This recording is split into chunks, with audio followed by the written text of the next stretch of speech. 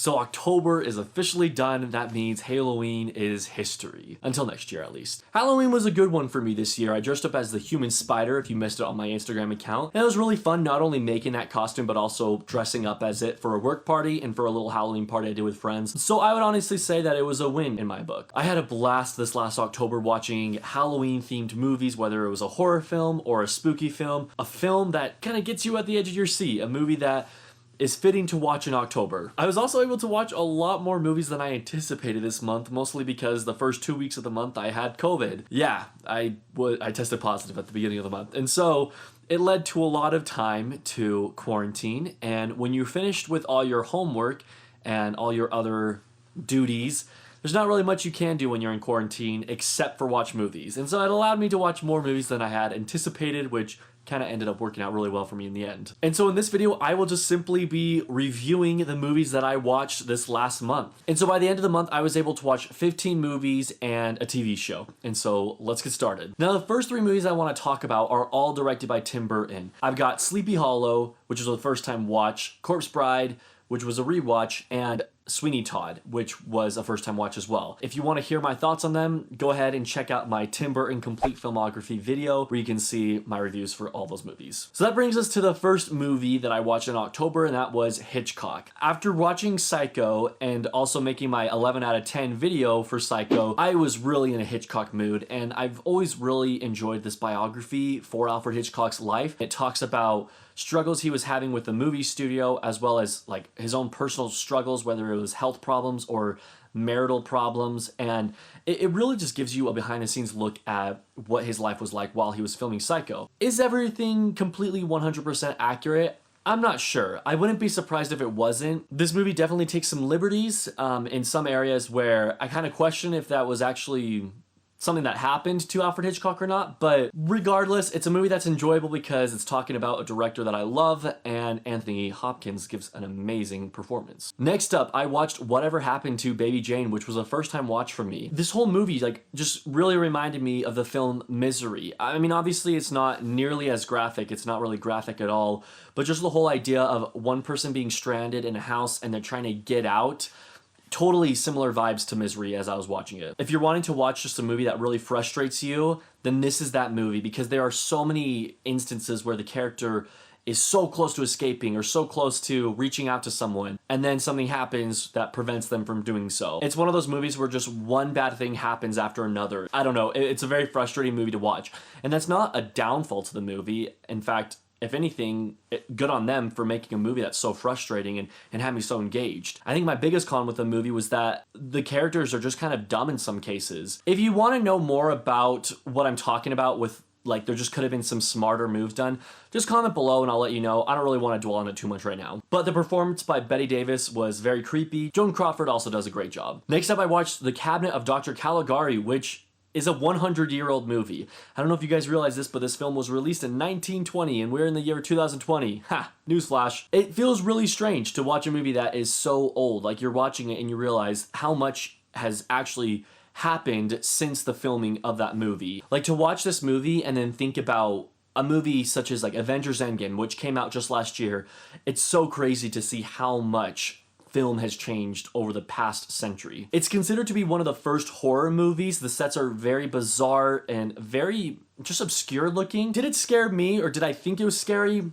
Honestly, not really. And I know it's hard to judge a 100-year-old movie off the scare factor, but at the same time, I think there is room to judge it on that. I mean, I saw Nosferatu in September, and that was a movie that actually I did think was creepy, and it came out in 1922, just 2 years after Cabinet of Dr. Caligari. So I think it's definitely possible for an old silent film to be scary, but Cabinet just didn't scare me at all. Next up, I watched Evil Dead, the original movie directed by Sam Raimi that also stars Bruce Campbell, obviously. And, you know, this movie wasn't really my cup of tea. I didn't enjoy it too much. I definitely appreciate what it is. I appreciate that the movie was made on a really tight budget. In fact, I believe it was his directorial debut, which is pretty cool. And so for all those arguments, I see that it was a well-done film. But for me personally, I'm just not a fan of excessively violent or like gory films, and this was all of that, and so I didn't super love it. Yeah, you know, I appreciate it and I acknowledge that it's a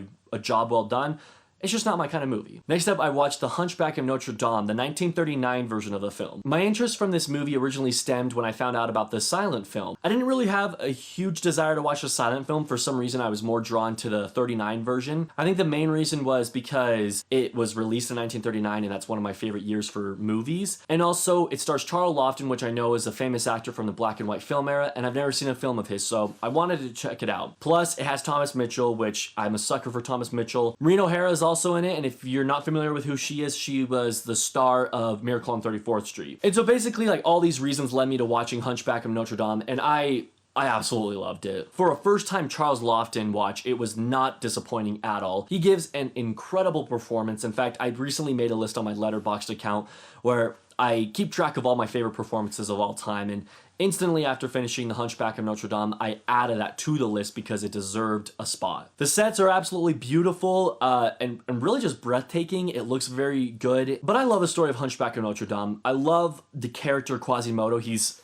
fastly becoming one of my favorite movie characters of all time, just because he is such an ugly person on the outside, but on the inside, such a beautiful person. Such a sad, sad story, the story of Hunchback of Notre Dame. I would highly recommend you watch this one. There's so many things to love about it. One scene in particular, it's one of the iconic scenes from this movie I found out afterwards, is when Quasimodo saves Esmeralda and yells, "Sanctuary!" because he's on church grounds and no one can attack the gypsies on church grounds.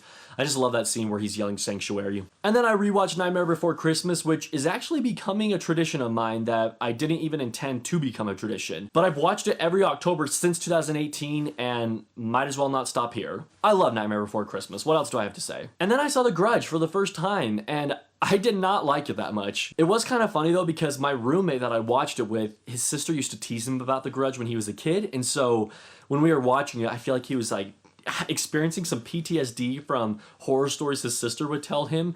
And so he, like, while he was horrified watching it, I was like laughing super hard because not only was it funny to see him getting so scared, but also it was just kind of a dumb movie, to be honest. But it was enjoyable enough to watch it with him. I think if I watched it alone, I really wouldn't have liked it, but because I was watching it with someone, you know, we can make jokes throughout or get scared together. The movie itself wasn't really scary to me. Yes, there are definitely creepy scenes, and I get the hype behind like The Grudge being horrifying, but I honestly, like, at the end of the day, if you're going to watch a horror movie from the early 2000s, just watch The Ring. It's far better. Next up, I checked out The Phantom of the Opera. Now, this is the silent version of the film. I've seen quite a few adaptations of this movie now, but this is the one that you might have seen the iconic movie scene from where Christine takes the mask off the Phantom and when he's at his organ, and that was the only scene I had known about going into this film. Now, after actually watching the movie, I can't say that I loved it. It honestly might be due to the fact that I know the story of Phantom of the Opera so well that the movie felt like it was dragging on a lot,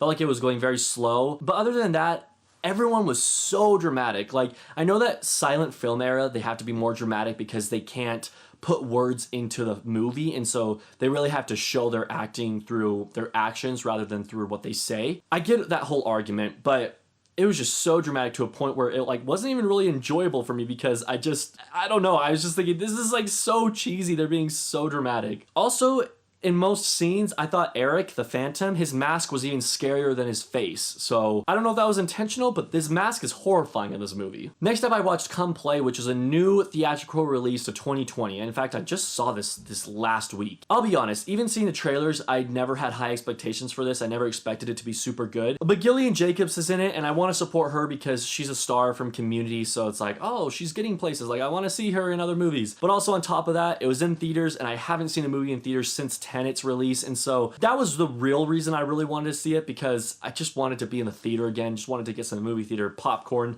and experience a theater film again. And I was very disappointed by it. Honestly, this movie has, I swear, the most cliche movie trope bullies I've ever seen. Like, it doesn't get much more cliche than this. And then on top of that, it just wasn't scary, and it felt very long. I wanted it to end, and it wasn't even that long of a movie. I will say, though, that the ending is very good. I like the ending of the movie itself, but everything else was just pretty garbage in my opinion. And then on Halloween night itself, I watched 10 Cloverfield Lane with my friends, and it was such a cool experience because I've seen the movie probably 4 or 5 times, but it was their first time seeing it.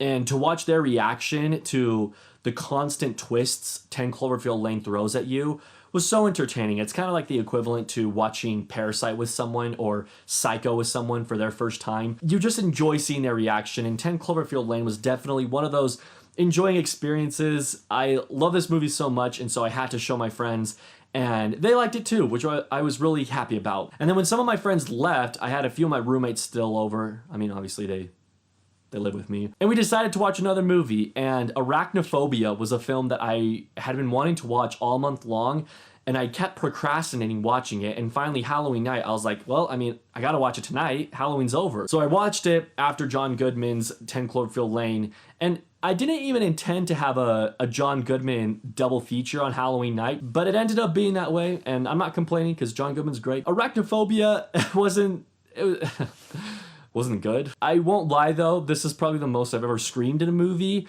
mostly because spiders do creep me out, and to see spiders attacking people and jumping in people's faces, or people are like grabbing for something and they don't realize that a spider's right next to their hand. Little things like that really creep me out. And it was more so one of those movies where I wasn't like scared of it, but I was freaked out and like curled up in a ball because like spiders are real. Like spiders can actually attack you, and there are killer spiders out there. And so it's more so just like the thought of, oh my gosh, like I never want this to happen to me. The movie itself though is pretty garbage. And the next one isn't a movie per se, but it is a series that I've been watching throughout October, and it is The Haunting of Bly Manor. I am on episode 6 currently, so please no spoilers in the comments.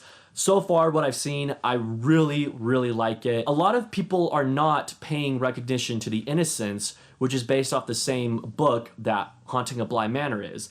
The Innocents is a film from either the 50s or 60s, around that time era, and I swear, like, it's a really good movie, but there are scenes in Bly Manor that are just copy and paste from The Innocents. Obviously, it's based on the same source material, but it's cool to see because although I haven't seen Bly Manor completely, I have an idea of where they're going with it because I've seen The Innocents. And then today, November 1st, I watched The Phantom Carriage. This was another movie that I have been slowly watching throughout the month of October, and so I wanted to justify using it in my HALEoween watch-a-thon. The reason I watched it on multiple viewings was mostly because I'm so busy with my schedule that I'll catch 20 minutes here, 30 minutes there, you know, and so basically it took me 4 different sittings to finally watch this movie. And that's not to say it's a bad movie at all. In fact, I really enjoyed this film. It's from 1921, and so not far behind Cabinet of Dr Caligari at all. And after watching it, it wasn't as spooky as I expected it to be. In fact, the movie definitely fits better in like a December watch than an October watch, I would say. So if you're like debating if you should watch it or not, New Year's Eve is a good time to watch it.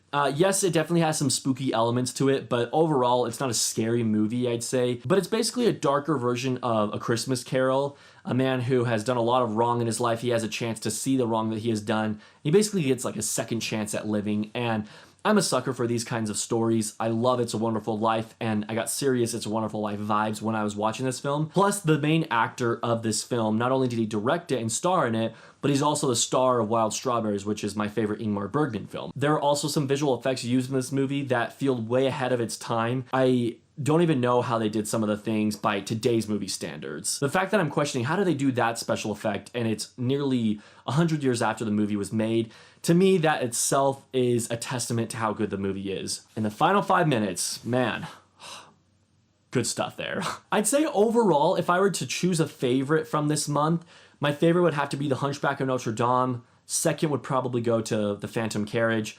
Everything else was either good or just not enjoyable. And then I'm not counting Bly Manor because that's not a movie, that's a TV show. So anyways, thank you guys so much for watching. I hope you had a great October, and let me know what you watched as well as what you dressed up as this year. All right, have a great day, guys. Bye.